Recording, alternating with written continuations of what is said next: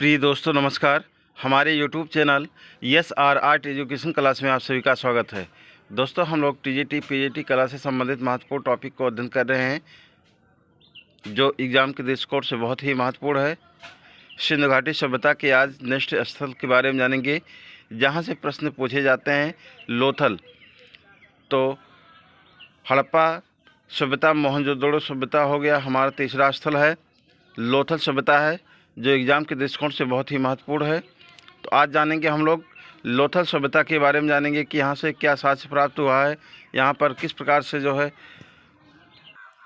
दोस्तों आज हम लोग जानेंगे लोथल सभ्यता के बारे में कि लोथल सभ्यता किस प्रकार से है, वहाँ पर किन किन चीज़ों का विकास हुआ।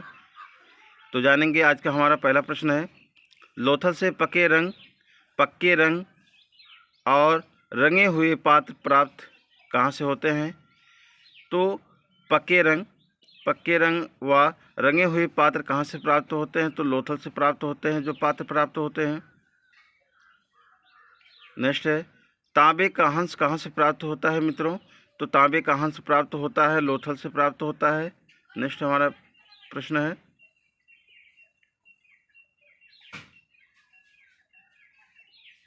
धूर्त लोमड़ी का चित्र कहाँ से प्राप्त होता है। तो धूर्त लोमड़ी का जो बहुत ही महत्वपूर्ण है, धूर्त लोमड़ी का जो चित्र प्राप्त होता है लोथल से प्राप्त होता है। इसी क्रम में नेक्स्ट है, शतरंज के बोर्ड के नमूने कहाँ से मिलते हैं। तो शतरंज के बोर्ड के नमूने मिलते हैं लोथल से प्राप्त होते हैं। सिंधु सभ्यता के किस स्थल के पात्रों पर मानव, पक्षी, सर्प, अनाज की वाले घास लताएं चित्रित हैं। तो कहने का तात्पर्य है मित्रों, सिंधु सभ्यता के किस स्थान से या किस स्थल से पात्रों पर जो पात्र हैं उस पे प्राप्त हुए हैं मानव, पक्षी, सर्प, अनाज की ये घासें लताएं चित्रित किए गए हैं। तो लोथल और रंगपुर से प्राप्त होते हैं। लोथल में जो है रंगपुर है, रंगपुर से प्राप्त होते हैं, लोथल से प्राप्त होते हैं। नेक्स्ट है,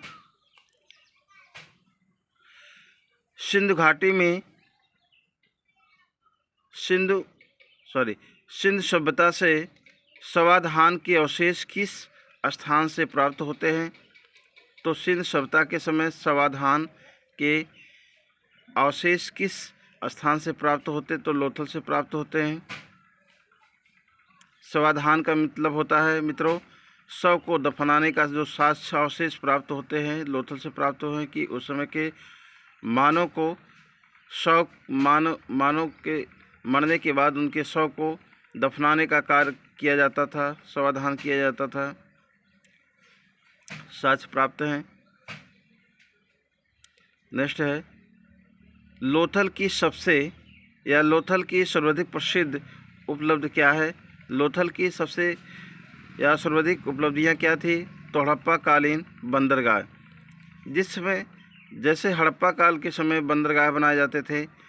तो बंदरगाह क्या होता है मित्रों, जानेंगे कि बंदरगाह ये होता है यातायात के साधन होता है जहाँ से व्यापार किया जाता है, जहाँ पर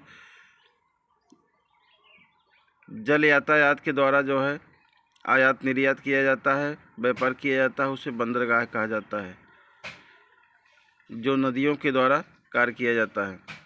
तो लोथल की सर्वाधिक प्रसिद्ध जो उपलब्धियां थी हड़प्पा कालीन बंदरगाह था। इसी क्रम में नेक्स्ट है, लोथल के उत्खनन से क्या क्या प्राप्त हुआ था।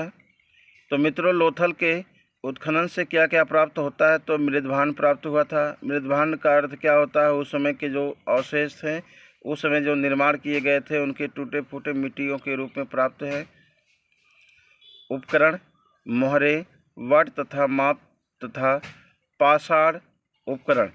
कहने का तात्पर्य मित्रों लोथल से जो प्राप्त हुआ है मृदभांड प्राप्त हुआ है, उपकरण भी प्राप्त हैं जो उस समय प्रयोग में लाया करते थे, मोहरे भी प्राप्त हैं जो बनाए करते थे, वट तथा मापने का जो है तथा पाषाण उपकरण, पाषाण मीन्स पत्थर के उपकरण प्राप्त हुए हैं।